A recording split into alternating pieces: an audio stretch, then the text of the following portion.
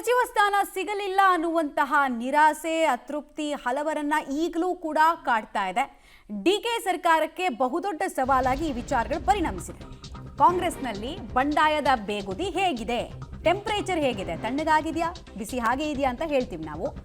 CM ಎಚ್ಚರಿಕೆ ಬೆನ್ನಲ್ಲೇ ಕೆಲ ಅತೃಪ್ತ ಶಾಸಕರು ಅನಿವಾರ್ಯವಾಗಿ ತಂಡ ಹೊಡೆದಿದ್ದಾರೆ.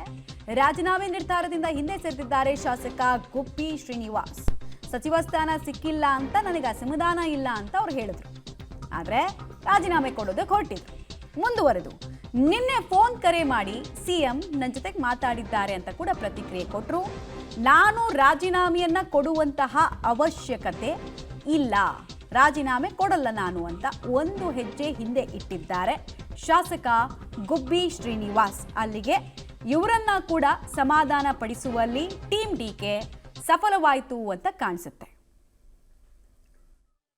ಏನು ಮಾತಾಡ್ತಾರೆ ಅಷ್ಟೇ, ಏನು ಮಾತಾಡ್ತಾರೆ ಅಲ್ಲ, ನೀವು ಕೊಡಬೇಡಿ ಇಲ್ಲ, ಅವ್ರಿಗೆ ಏನು ಹೇಳವ್ರೆ ಅಷ್ಟೇ. ಭರವಸೆ ಕೊಡ್ತಾರೆ. ಏನು ಭರವಸೆ ಕೊಡ್ತಾರೆ?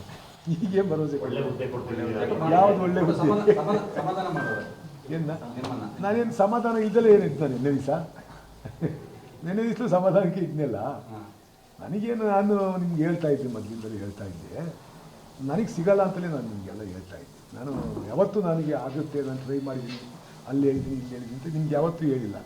ನಾನು ಒಂದು ಸಾರಿ ನನ್ನ ಅಭಿಪ್ರಾಯ, ನಾನು ಯಾರನ್ನೂ ಮೀಟ್ ಮಾಡಿಲ್ಲ, ನನ್ನ ಮಂತ್ರಿ ಮಾಡಿ ಅಂತ ನಾನು ಯಾರನ್ನೂ ಮೀಟ್ ಮಾಡಿಲ್ಲ. ಒಂದು ಸಾರಿ ಮಾತ್ರ ಡಿ ಕೆ ಅವ್ರಿಗೆ ಮೀಟ್ ಮಾಡಿದ್ದೆ ಅಷ್ಟೇ. ಅವರು ನನಗೆ ಫಸ್ಟ್ ಮುಖ್ಯಮಂತ್ರಿ ಸಿದ್ದರಾಮಯ್ಯ ಆದಾಗ ಏನು ಹೇಳಿದರು, ನನ್ನ ಕ್ಯಾಬಿನೆಟ್ನಾಗ ಇರಿ ಬಿಡೋ ಅಂತ ಹೇಳಿದರು. ಅವ್ರು ಹೇಳಿರಲ್ಲ ಅಂತ ಒಂದು ಸಾರಿ ಅದಕ್ಕೆ ನಾಪಿಸಿದ್ದೆ ಅವ್ರಿಗೆ ಅಷ್ಟೇ. ಅದಾದಮೇಲೆ ನಾನು ಒಂದು ಸಾರಿ ಬಿಟ್ಟರೆ ಈಗ ನಾನು ಅವ್ರ ತಗ ಹೋಗಿಯೂ ಇಲ್ಲ, ನಾನು ಮಾಡಿ ಅಂತಲೂ ಕೇಳಿಲ್ಲ, ಮಾಡಿಲ್ಲ, ಯಾಕೆ ಮಾಡಿಲ್ಲ ಅಂತಲೂ ಕೇಳಿಲ್ಲ. ಏನು ಮಾಡೋಕ್ಕಾಗಲ್ಲ, ಸಮಯ ಸಂದರ್ಭಗಳು ಬಂದೇ ಬರ್ತವೆ. ಆ ಥರದ ನಮ್ಮವೇ ಗ್ರಾಮ ಪಂಚಾಯತಿಗಳೇ ಎಷ್ಟೋ ಜನಕ್ಕೆ ನಾವು ಹೇಳವ ಮಾಡೋಕ್ಕಾಗಲ್ಲ, ಜಿಲ್ಲಾ ಪಂಚಾಯತಿಗಳನ್ನು ಮಾಡೋಕ್ಕಾಗಲ್ಲ. ನಾವೇನು ತೊಂದರೆಗಳನ್ನಿಲ್ಲ ಅನುಭವಿಸ್ತೀವೋ ಅವರು ಅದನ್ನು ಅದೇ ಥರ ಎಫೆಕ್ಟ್. ನನಗೆ ಯಾವತ್ತೂ ಇಲ್ಲ, ಯಾವತ್ತೂ ಅಸಮಾಧಾನ ಐತಿ ಅಂತ ಯಾವತ್ತೂ ಹೇಳಿದ್ದೀನಿ, ಅಸಮಾಧಾನ ಐತಿ ಅಂತ ಯಾವತ್ತೂ ಹೇಳಿದ್ದೀನಿ. ಅಸಮಾಧಾನ ಇಲ್ಲ ನನಗೆ. ಅವರು ಮಾಡಿದರು, ಚಲೋ ಬಾಲಣ್ಣ ಮಾಡಿದರು, ರಂಗನಾಥ್ ಮಾಡಿದರು, ಸುಮಾರು ಜನ ಮಾಡಿದರು. ಏನು ಮಾತಾಡ್ತಾರೆ ಅವ್ರು ಅನ್ಕೊಂಬಿಟ್ರೆ ನಾನು ಬೇಜಾರು ಮಾಡ್ಕೊಂಡಿದ್ದೀನಿ ಅಂತ. ನಾನೇನು ಬೇಜಾರು ಮಾಡ್ಕೊಂಡಿಲ್ಲ. ನಾನು ಯಾವತ್ತೂ ಹುದ್ದೆ ಹಿಂದೆ ಅಧಿಕಾರ. ಈಗ ಇವರು ಕಾರ್ಯಕರ್ತರನ್ನು ಗುರುತಿಸ್ಕೊಡ್ಬೇಕು ಪಾಪ. ಅವರು ನಮಗೋಸ್ಕರ ಪಕ್ಷ